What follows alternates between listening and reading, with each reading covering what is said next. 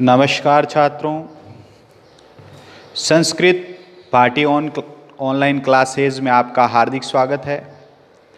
मैं ख्वाजा हुसैन आपके लिए लेकर आया हूँ कक्षा 12वीं के विद्यार्थियों के लिए अपनी जो राजस्थान माध्यमिक शिक्षा बोर्ड की जो पुस्तक है विजेत्री, संस्कृत साहित्य की जो विजेत्री पुस्तक है उसका प्रथम पाठ में लेकर आया हूँ। पहला पाठ जो है वो है मंगलाचरणम। हमारी भारतीय संस्कृति में ये विशेषता रही है कि हम जो भी कोई कार्य करते हैं उसकी निर्विघ्न समाप्ति के लिए मंगलाचरण करते हैं। तो ये जो विजेत्री पुस्तक है इसका जो प्रथम है पाठ है वो मंगलाचरण नाम से है। तो हम जैसा कि भारतीय संस्कृति में ये परंपरा रही है कि हम जो कार्य करते हैं उसके परिणाम अच्छे हों, बीच में कोई बाधाएं नहीं आए आदि हम कामना करते हैं। तो पहला जो पाठ है, प्रथम पाठ है, उसका नाम है मंगलाचरणम। तो हम संस्कृत साहित्य का पहला जो पाठ है वो है मंगलाचरण, यानी किसी भी कार्य की निर्विघ्न समाप्ति के लिए किया जाने वाला कार्य। अब यहाँ पर देखिए, इस पाठ को हम पढ़ते हैं। वेद और उपनिषद से ये पाठ लिया गया है, यानी इसमें जो मंत्र वगैरह हैं वो वेदों और उपनिषदों से लिया गया है। चत्वारः वेदाः, 4 वेद हैं। ऋग्वेद है, यजुर्वेद है, सामवेद है और चतुर्थ अथर्ववेद है। तो इन वेदों में से ही जो बहुत अच्छी सूक्तियाँ हैं, अच्छे मंत्र हैं, उनको इस पाठ में समाहित किया गया है, इस पाठ में संकलित किया गया। उसके बारे में पढ़ते हैं। तो सबसे पहले देखिए, अपना ये जो पाठ है वो क्या है, वेदों उपनिषद से लिया गया है। अस्माकं भारतीय संस्कृति, हमारी भारतीय संस्कृति मंगलमयी अस्ति। हमारी जो भारतीय संस्कृति है, हमारी जो परंपराएं हैं, हमारे जो रीति रिवाज हैं वो क्या है, मंगलमयी हैं, अर्थात कल्याणकारी हैं, मंगल करने वाली हैं। हमारी जो भारतीय संस्कृति है वो क्या है, कल्याणकारी है। अत्र सर्वेषां कार्याणां निर्विघ्न समाप्ते मंगलाचरणम भवति। यहाँ पर यानी भारतवर्ष में अत्र सर्वेषां कार्याणां, सभी प्रकार के कार्यों के लिए, जितने भी कार्य हमारे द्वारा किए जाते हैं उन कार्यों के लिए, कार्याणाम निर्विघ्न समाप्ति, उन कार्यों की निर्विघ्न समाप्ति के लिए, यानी बाधा रहित कार्य जो है वो समाप्त हो जाए। हम जो कार्य शुरू करते हैं बीच में किसी प्रकार की उनमें कोई बाधाएं या विघ्न नहीं आए, उनकी समाप्ति के लिए मंगलाचरणम भवति, उनकी निर्विघ्न समाप्ति, ये क्या है, बाधाएं रहित जो है समाप्ति के लिए मंगल आचरण किया जाता है, अर्थात मंत्र आदि का उच्चार किया जाता है। अतएव अध्यापने, इसलिए अध्यापने संलग्न नाम गुरुनाम, अध्यापन में संलग्न गुरु, जो गुरु लोग हैं, आचार्य लोग हैं, जो क्या करते हैं, अपना अध्यापन कार्य करते हैं, अध्यापन कार्य में जो लगे हुए आचार्य लोग हैं, गुरु लोग हैं, उनके लिए अध्ययने तलीनाम छाटानाम मंगलकारी मंत्रणाम ज्ञानाय स्मरणाय च मंगलाचरण पाठ अत्र प्रस्तुयते। पहली लाइन, अतएव अध्यापन में लगे हुए गुरुजन लोग और अध्ययन में तल्लीन छात्र, पढ़ने में, अपने अध्ययन करने में जो तल्लीन छात्र है उनके मंगल के लिए, मंत्रों का ज्ञान कराने के लिए और स्मरण के लिए यहाँ पर मंगलाचरण पाठ यहाँ पर प्रस्तुत है। यानी ये जो पाठ है किसके लिए है, विद्या जो अर्जन में लगे हुए विद्यार्थी हैं उनके लिए, और जो गुरुजन लोग हैं, जो आचार्य लोग हैं, जो अध्यापन में लगे हुए हैं, अध्यापन में संलग्न हैं, उनके लिए, उनके कार्य की निर्विघ्न समाप्ति के लिए, उनके मंगलमयी जो भाव है उसके लिए जो है यहाँ पर ये पाठ प्रस्तुत किया गया है। अब देखिए, जो पाठ प्रस्तुत किया गया उसमें क्या बताया गया है, भाई मंगल आचरण के लिए मंगलमयी कामना इस पाठ में की गई है। तो मंगलमयी कामना के साथ इस पाठ में देखिए, जैसा कि पूर्व में बताया कि ये जो पाठ है वेदों और उपनिषदों से अपना संकलित है, 4 वेद उनमें से, और जो अपने प्रमुख उपनिषद हैं उनमें से लिया गया है। तो पहला मंत्र, इनमें जो मंत्र दिया हुआ है उन मंत्रों में देखिए, प्रथम है मंत्र है, प्रथम मंत्र, पहला मंत्र ऋग्वेदस्य प्रथम मंडलस्य प्रथम सूक्तात् उद्धृते अस्ति। ऋग्वेद के प्रथम मंडल, यहां पर ध्यान देने की बात है, ऋग्वेद जो है ये सर्व प्राचीन, ऐसा माना जाता है कि सर्व प्राचीन जो ग्रंथ हैं वो ऋग्वेद हैं। तो यहां पर जो ऋग्वेद ग्रंथ है, ऋग्वेद जो अपना है सबसे प्राचीन है, सर्व प्राचीन जो वेद माना जाता है, सबसे पुराना वेद जो माना जाता है वो ऋग्वेद माना जाता है। अब इसमें क्या दिया हुआ, प्रथम मंडलस्य, प्रथम मंडल के प्रथम सूक्तात्। यहां पर ये ध्यान देना है जो सर्व प्राचीन है, 4 वेदों में इसकी प्रमुखता से गणना की जाती है।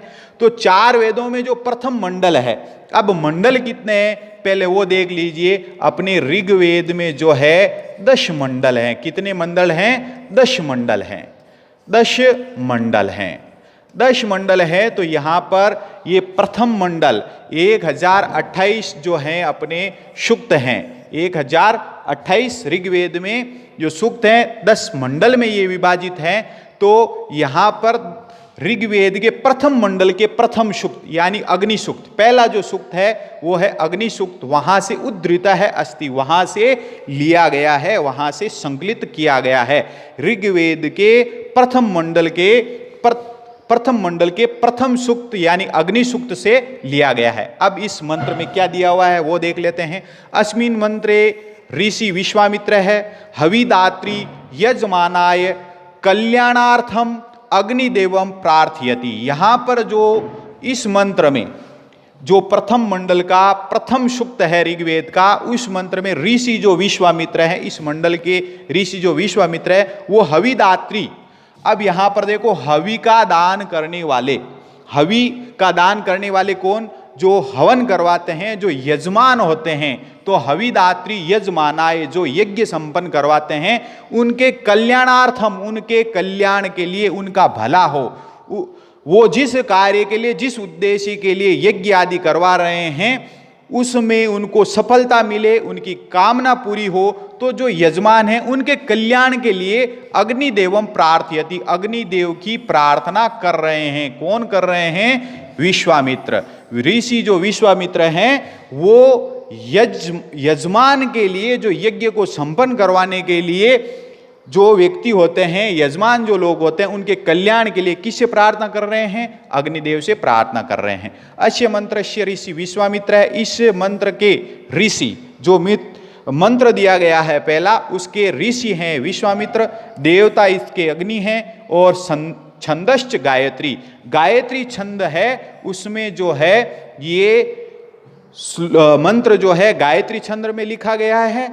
और साथ में इनके ऋषि जो है वो विश्वामित्र है, देवता जो है अग्नि है, जैसा कि ऊपर अग्निदेव से प्रार्थना की गई है। तो पहला जो सूक्त है, पहला जो मंत्र है वो किसे लिया गया है? ऋग्वेद के प्रथम मंडल के प्रथम सूक्त से लिया गया है। इसके ऋषि विश्वामित्र हैं, देवता इसके अग्नि है, और छंद जो है वो गायत्री में लिया गया है। अब देखिए ये पहला हो गया। दूसरा जो श्लोक है, दूसरा जो मंत्र हम ले सकते हैं, दूसरा जो मंत्र है वो क्या है? द्वितीय है मंत्र है। द्वितीय मंत्र ऋग्वेदस्य दशम मंडलस्य संज्ञान सूक्तम 119वां सूक्त है, उससे लिया गया है। अब यहां ध्यान देना है, दूसरा जो मंत्र है वो भी द्वितीय मंत्र है ऋग्वेदस्य, ऋग्वेद के दशम मंडलस्य, दशम मंडल। यहां पर देखो कितने मंडल बताए मैंने ऊपर? 10 मंडल बताए। तो 10वां जो मंडल है उसका नाम क्या है? संज्ञान सूक्त। पहला मंडल जो है उसमें जो सूक्त था वो कौन सा था? अग्नि सूक्त। यहां पर संज्ञान सूक्त से सूक्तात् उद्धृते अस्ति, वहां से ये लिया गया है। कहां से लिया गया है? द्वितीय मंत्र ऋग्वेद के 10 मंडल के संज्ञान सूक्त से लिया गया है। अब इसमें क्या है? अस्मिन् मंत्रे ऋषि समनन है सर्व जनानां मध्य सहकार भावनाया विकासार्थम परस्पर विरोध निराकरणार्थम चे आह्वानम करोति। इस मंत्र में पहला जो मंत्र था उसके ऋषि विश्वामित्र थे। इस जो मंत्र है ये, इस मंत्र के ऋषि कौन है? ऋषि शमनन।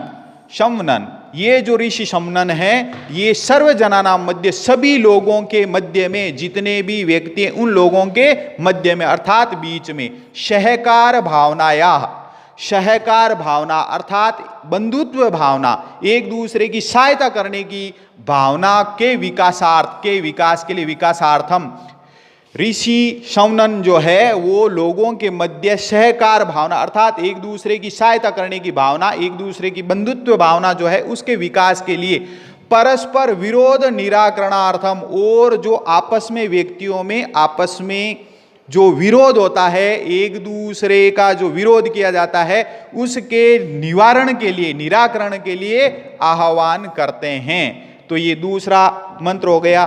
तीसरा मंत्र है अपना तृतीय मंत्र है।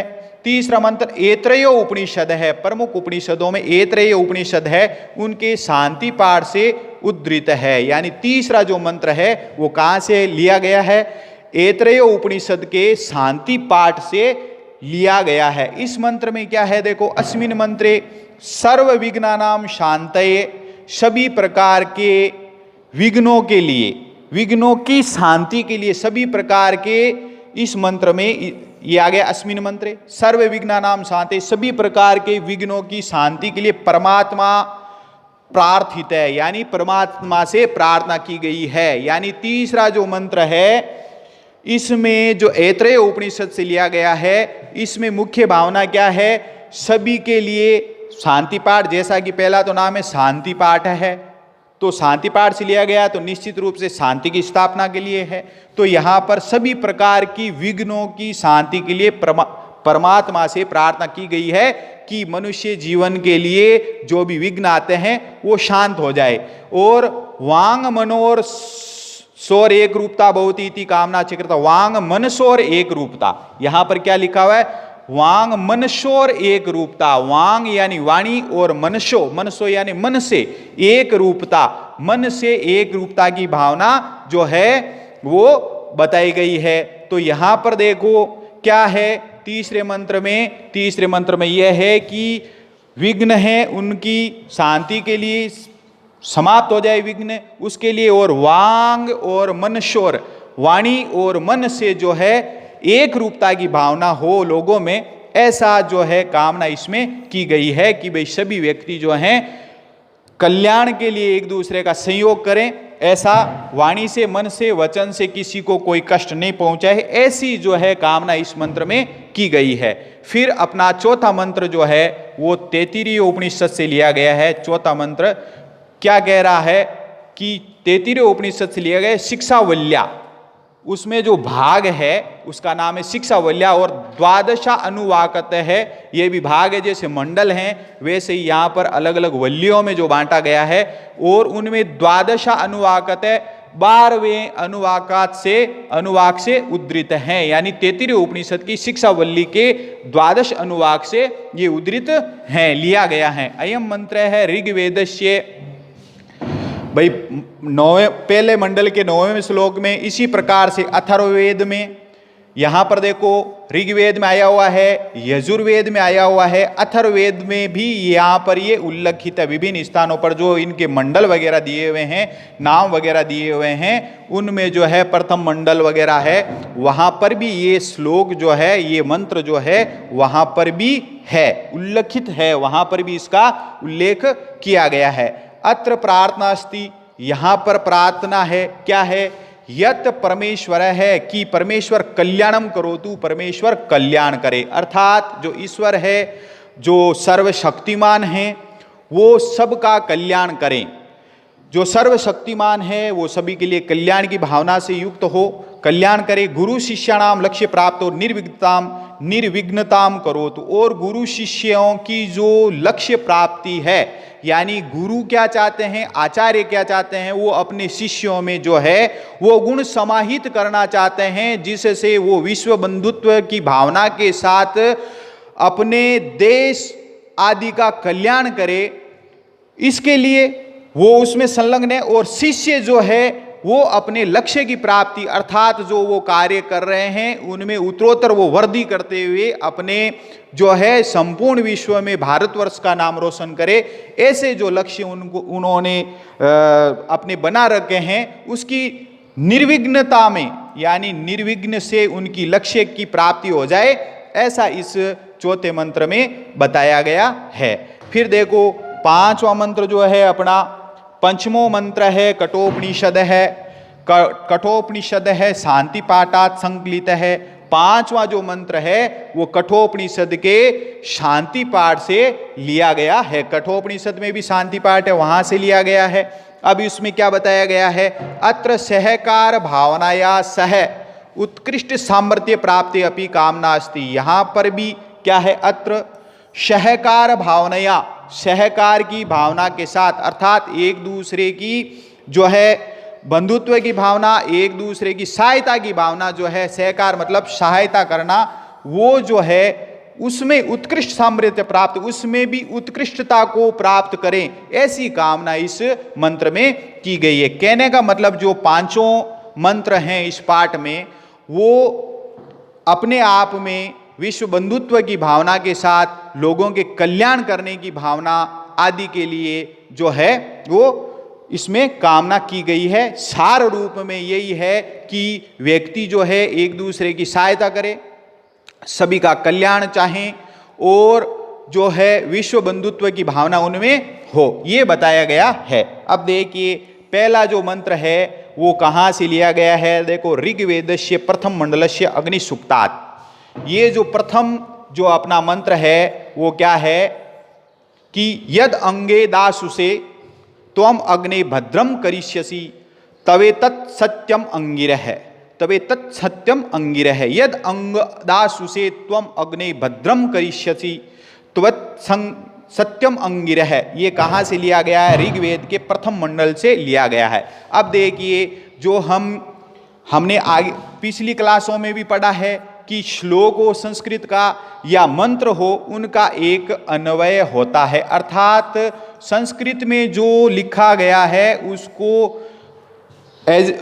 उसको जो है क्रम से जमाना, क्रमानुसार लिखना जो कहलाता है वो अन्वय कहलाता है। अन्वय से अपने जो है अर्थ समझने में बहुत आसानी होती है। तो यहाँ पर भी देखो, यहाँ जो है यद अंगे दासुसे त्वम अग्नि भद्रम करिष्यसि तवे तत् सत्यम अंगिर जो है उसमें लिखा गया। देखो इसका जो अन्वय है वो आपकी पुस्तक में दिया हुआ है विजेत्री में, अंग अग्ने यत त्वम दासुसे भद्रम करिष्यसि तव तत् इत अंगिरह सत्यम। अब इसमें क्या कहा गया है, अंग अग्ने, इसमें अग्नि को समर्पित करके अग्नि भगवान से प्रार्थना की, अंग अग्नि हे अग्निदेव, यत त्वम दासुसे भद्रम करिष्यति, यत त्वम जो तुम, यत त्वम जो तुम दासुसे। अब दासुसे का अर्थ क्या है यहाँ पर, दासुसे वही यजमान, दासुसे यजमानस्य कृते, यजमान के लिए, यजमानाय, वहाँ जो आया हुआ था अपने ऊपर में पहले श्लोक के पहले मंत्र के बारे में जो पढ़ा था, यजमान के लिए, दासुसे यानी यजमान के लिए, भद्रम करिष्यसि यजमान का जो आप कल्याण करेंगे, तव तत् इत वो जो है सत्य ही है, अंगिरह सत्यम हे अग्निदेव, सब सत्य ही है। यानी आप जो अपने यजमान के लिए भद्रम अर्थात कल्याण, भद्र का मतलब कल्याण, आप जिनका कल्याण करेंगे हे अग्निदेव, जिनका आप कल्याण करेंगे वो जो है तव तत् इत अंगिरह सत्यम, वो क्या है, सत्य है हे अंगिर, वो सत्य है। इस प्रकार से जो पहला मंत्र है उसका यही अर्थ है कि हे अग्निदेव, आप जिन यजमान का आप कल्याण करोगे वो निश्चित रूप से अच्छा है, कल्याणकारी है और वो सत्य है अंगिर देव, हे अग्नि देव। इस प्रकार से ये जो प्रथम अपना मंत्र है वो पूरा हुआ और इस पाठ में जो है प्रथम पाठ, बाकी के भी अपन मंत्र पढ़ेंगे तो इस मंत्र में ये बताया गया है कि ये जो पूरा पाठ है वो मंगल भावना के साथ लिखा गया है। आगे की क्लासों में हम अगले जो मंत्र है उनके बारे में